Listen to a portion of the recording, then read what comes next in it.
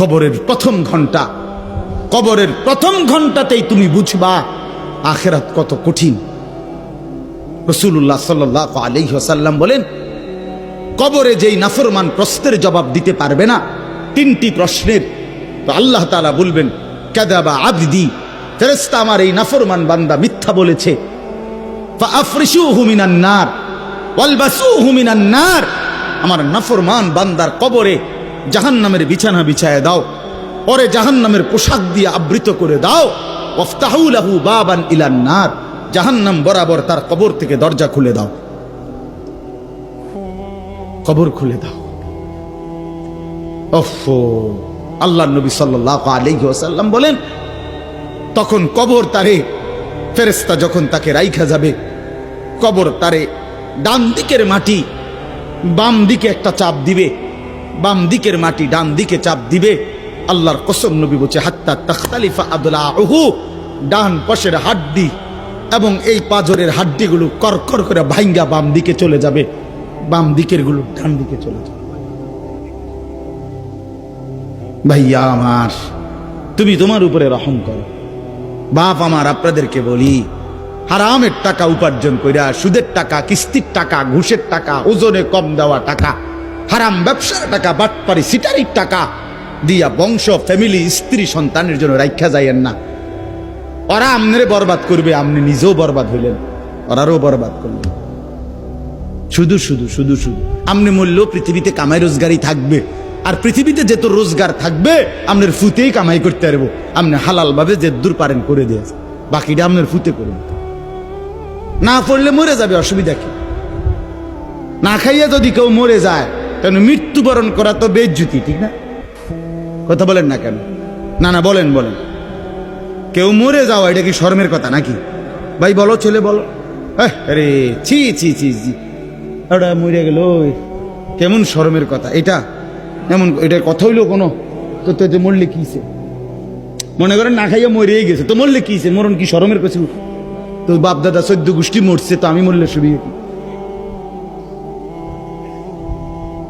আহা, এজন্য বন্ধু আল্লাহ তাআলা বলছেন ওয়ালাউ তারা ইদিয যালিমুন, এই শুনেন বন্ধু, আপনি যদি একটা নজর দেখতেন, আমরা তাফসীরে কিতাবে পড়ছি আত-তাযকিরা, ইমাম কুরতুবী রাহমাতুল্লাহ আলাইহির কিতাব আত-তাযকিরা ফি আহওয়ালিল মাউতা ফিল আখিরা, অনেক সুন্দর কিতাব, বাংলা অনুবাদ হয়েছে মৃত্যুর ওপারে। ইমাম কুরতুবীর খুব সুন্দর, অনুবাদটাও অসাধারণ। এই বইতে আছে ইব্রাহিম আলাইহিস সালাম একবার আজরাইলকে বলছিল, মালাকুল মউত আজরাইল, নাফরমানের জান কবজ করবার সময় তুমি যেই চেহারাটা হয় তোমার, ওটা আমার একটু দেখাও। মালাকুল মউত আজরাইল বলছিল, হে আল্লাহর নবী, কসম আপনি এটা দেখতে চাইেন না, আপনি সহ্য করতে পারতেন না।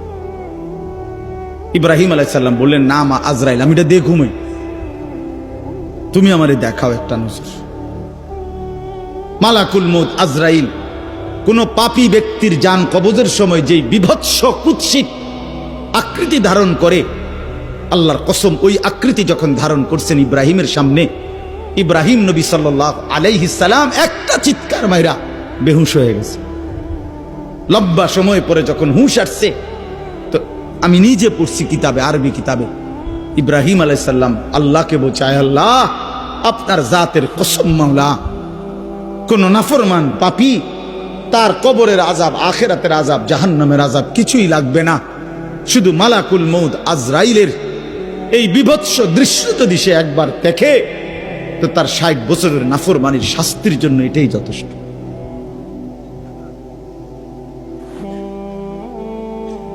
হ্যাঁ, আখরিজু আনফুসাকুম, এখানেও আল্লাহ তাআলা এই কথাটা বলছে, ফালাউলা কাল্লা ইদা বালাগাতিত তারাকিয়া।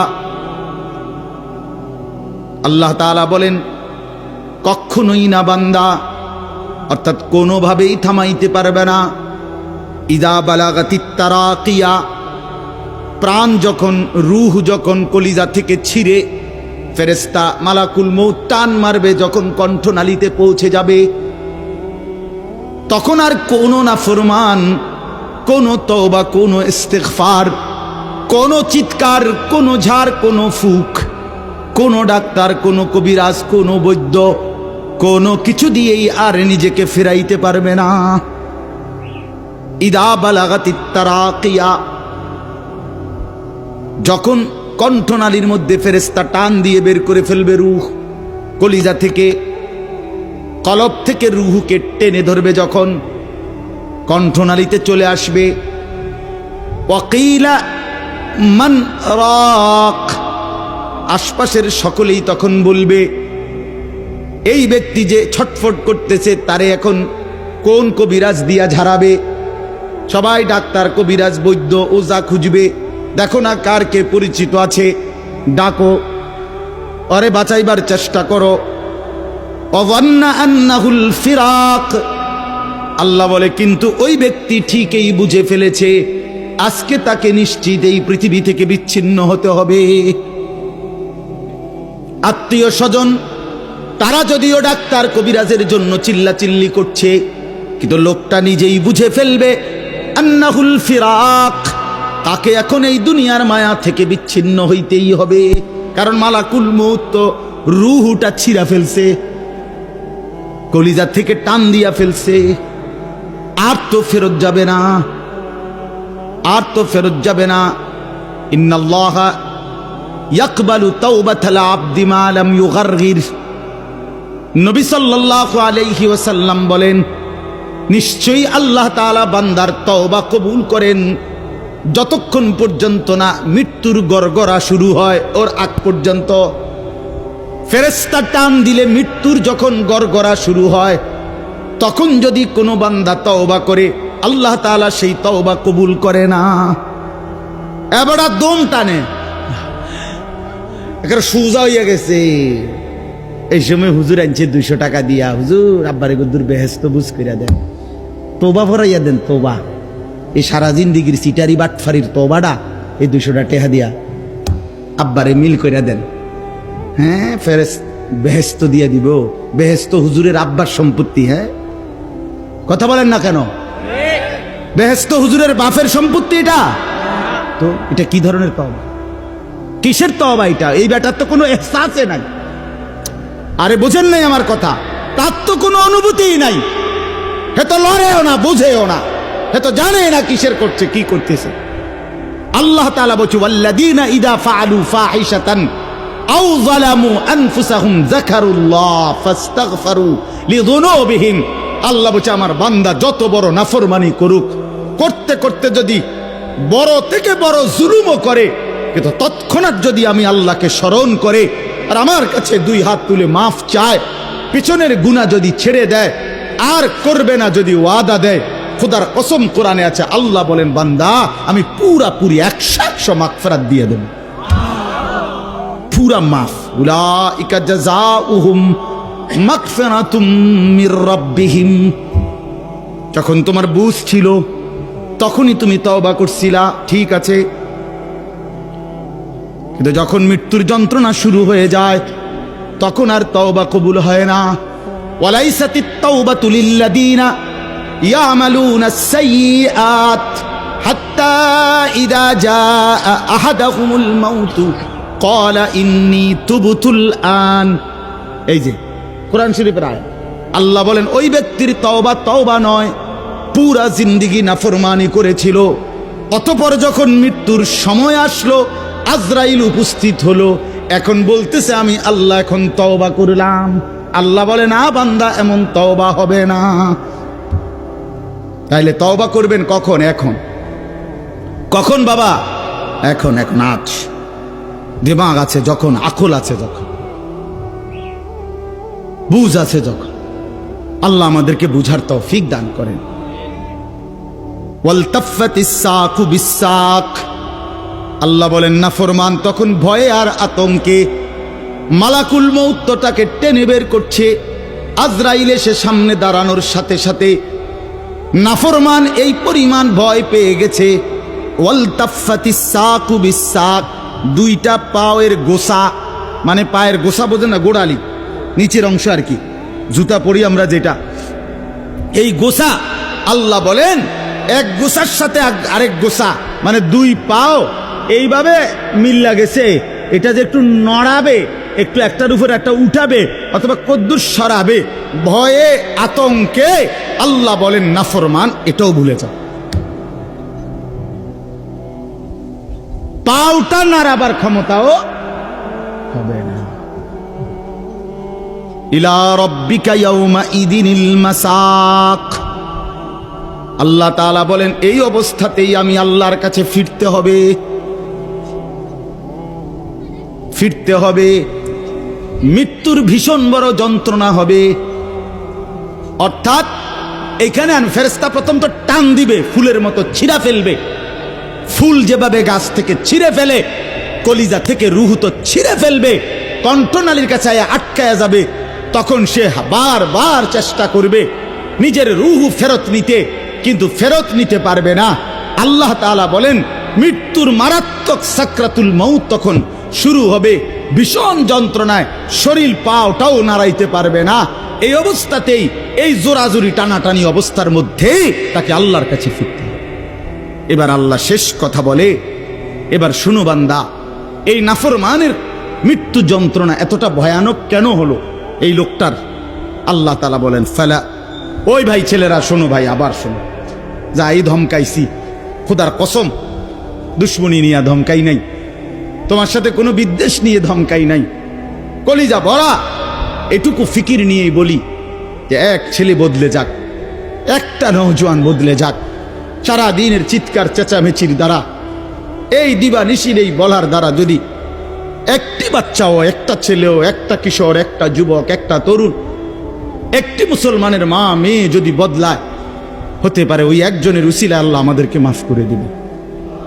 এই আশায় ভাইয়া, এই আশায় যুবক ভাইয়া, তোমরা ইসলামের দিকে ফেরা দরকার, তোমরা আল্লাহর দিকে ফেরা দরকার।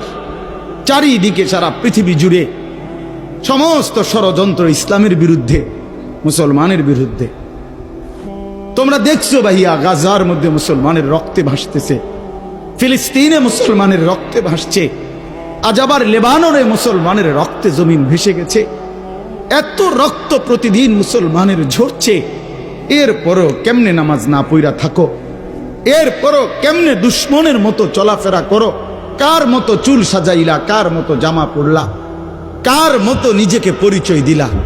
যেই বেঈমানদের সাথে তোমার চুল, জামা, শরীর, প্যান্ট, কথাবার্তা মিলাইছো, খোদার কসম ওরা তো প্রতিদিন মুসলমানের রক্তে জমিন ভাসায় দিচ্ছে, প্রতিদিন ভাসায় দিচ্ছে। এটা তো ভাবা উচিত, ভাবা উচিত। সারা দেশে, আমার এই ছোট্ট বাংলাদেশেও কি পরিমাণ ইসলাম এবং মুসলমানদের বিরুদ্ধে ষড়যন্ত্র। আমি গত আগস্ট মাসে উত্তরবঙ্গ ছিলাম, 40 দিন দাওয়াত তাবলীগের সফরে, আল্লাহর রাস্তায় মেহনতে 40 দিন এক চিল্লা সফরে ছিলাম। জুলাই মাসের 31 তারিখ থেকে সেপ্টেম্বরের 9 তারিখ পর্যন্ত। তো ওইখানে দেখছি আমি 10টা উপজেলায় অসংখ্য খ্রিস্টানদের গির্জা, যেখানে প্রতিদিন, কসম আল্লাহ, প্রতিদিন খ্রিস্টানরা, এই ইউরোপ থেকে আসা খ্রিস্ট ধর্মের অনুসারীরা, তারা আমাদের এই বাংলাদেশে, উত্তরবঙ্গে প্রতিদিন আমাদের সমাজে, মুসলমানের সমাজে খ্রিস্ট ধর্ম প্রচার করে 1-2 করে মুসলমানকে খ্রিস্টান বানাচ্ছে। আমি নিজ চোখে দেখছি, কমপক্ষে 50টা গির্জা দেখছি একটি জেলার মধ্যে। 40 দিন 26 জন সাথী দাওয়াত তাবলীগের নিসবতে রাত দিন আলহামদুলিল্লাহ আল্লাহ করাইছে, মেহনত করছে। 16 জন আলেম ছিল আমাদের জামাতে। 40 দিন পরে আলহামদুলিল্লাহ কাকরাইলে যখন আমরা, এই দিনাজপুর এক জেলা থেকে জামাত বের হইছে, আল্লাহই করাইছেন, আল্লাহর দয়ায় পরবর্তীতে আমাদের এই জামাত আমরা নিয়ে আসছি। 40 দিনের জন্য আবার বের হইছে। শুধু দিনাজপুরের আমরা যেটুকু অঞ্চলে মেহনত করছি ওই থেকে 950 মানুষ, 63টা জামাত। আলহামদুলিল্লাহ আল্লাহ করাইছে, আল্লাহ করাইছে। তো এজন্য বললাম প্রতিনিয়ত আমাদের পার্বত্য চট্টগ্রামের হালাত খবর নেন কি হচ্ছে। একদিন ঘুম থেকে শুনবেন উঠে পার্বত্য চট্টগ্রাম আর আমাদের কাছে নাই। গোটা বাংলাদেশে, পুরা বাংলাদেশ যত বর্গ মাইল, এর 3 ভাগের 1 ভাগ হলো পার্বত্য চট্টগ্রামের 3টা জেলা। বুঝেন নাই কথাটা আমার? সারা বাংলাদেশের আয়তন যে দূর, এটা যদি 3 ভাগ করে, শুধু 3 জেলা রাঙ্গামাটি, খাগড়াছড়ি, বান্দরবন, পার্বত্য চট্টগ্রামের এই 3 জেলাই 1/3 বাংলাদেশে। বুঝেন হিসাব? হ্যাঁ, পুরা উত্তরবঙ্গ প্রতিদিন কাফের কাদিয়ানি, প্রত্যেক দিন তারা মুসলমানদেরকে কাদিয়ানিতে বানানোর জন্য তাদের কার্যক্রম করছে, অসংখ্য মানুষ। অথচ সারা পৃথিবীর মুসলমানের কাছে, ওলামায়ে কেরামের কাছে, সারা পৃথিবীর মুসলমানের কাছে একথা স্পষ্ট অকাট্য যে কাদিয়ানিরা 100 কাফের, 100 কাফের, 100 কাফের, 100% কাফের। কাদিয়ানি একটি ভিন্ন ধর্ম, ইসলাম একটি ভিন্ন ধর্ম। ইসলাম এবং কাদিয়ানিয়াত এক ধর্ম হইতে পারে না, এক ধর্ম হইতে পারে। প্রকাশ্য কাফের, প্রকাশ্য কাফের। জানো না মিয়া, এই বেঈমানরা নিজেদেরকে আহমদিয়া মুসলিম বলে। কিসের আহমদিয়া মুসলিম? তুই বেটা মুসলমান তো মুসলমান। কোরআনে আল্লাহ বলছেন হুয়া সাম্মাকুমুল মুসলিমিন। আল্লাহ তাআলা বলছে তোমাদের নাম তোমাদের পিতা ইব্রাহিম রেখেছেন মুসলমান। আবার আহমদিয়া মুসলমান কিতা? আলগা শব্দ লাগালে কেন? মুসলমান তো মুসলমানই, এটার লগে আবার আলগা টাইটেল লাগানোর কি দরকার আছে? সাদা মুসলমান, কালা মুসলমান, হ্যাঁ চিটেঙ্গা মুসলমান, কিতা? এটা কোনো দরকার আসেনি? আপনি বলেন না, মুসলমান তো মুসলমান। ওয়ামান আহসানু কাওলাম মিম্মান দা ইলাল্লাহ ওয়া আমিলা সালিহান ওয়া ক্বালা ইন্নানি মিনাল মুসলিমিন। এই যে আল্লাহ বলছে সর্বোত্তম মানুষ, সর্বশ্রেষ্ঠ মানুষ হলো 3 ব্যক্তি। 1 নম্বরে যে মানুষকে আল্লাহর দিকে ডাকে, 2 নম্বরে যে যাবতীয় নেক আমল করে, 3 নম্বরে সর্বদাই যে নিজেকে মুসলমান পরিচয় দেয়। কি পরিচয় দেয়? আমি মুসলমান, নাকি আমি ঢাকাইয়া মুসলমান, আমি মুসলমান, খাস খালাস। আল্লাহ আমাদেরকে মাফ করে দেন। আমার ভাই, আমার ছেলেরা, আমার নওজোয়ানরা ফেরা দরকার। ইসলামের জন্য জান বাজি না রাখলে, আল্লাহর দ্বীনের জন্য আমরা ফিকিরি না করলে, নিজের ঈমান, নিজের ইসলাম, নিজের আমল, নিজের আখলাক সুন্দর না করলে ভাইয়া পারতা না। স্লোগান দেওয়া আর জীবন দেওয়া এক কথা না। স্লোগান দেওয়া সহজ ভাইয়া, তো দুশ্মনের মোকাবেলায় দাঁড়ানো কঠিন, কঠিন। এই জন্য ভাই, নিজের কলিজার ভিতরে যদি ঈমান না থাকে, আখিরাতের ফিকির না থাকে, কপালে যদি সেজদা না থাকে, তুমি কাফেরের মোকাবেলায় দাঁড়াইতে পারত না, মাহাদির পক্ষে থাকতে পারত না, দাজ্জালের বিরুদ্ধে লড়তে পারত না। আল্লাহ আমাদের প্রত্যেকটা যুবককে মাহাদির সৈনিক বানিয়ে দেন। শেষ কথা হলো এটাই বলতেছিলাম, কেন মৃত্যু যন্ত্রণা হবে, জান কবজের কষ্ট হবে কার? আল্লাহ বলেন কেন? এই ফালা সাদ্দাকা ওয়ালা সাল্লা। আল্লাহ বলেন কারণ হলো সে আমি আল্লাহর কথায় বিশ্বাস করে নাই, আমি আল্লাহর উপরে বিশ্বাস করে নাই, এবং ওয়ালা সাল্লা 5 ওয়াক্ত নামাজ আদায় করে নাই।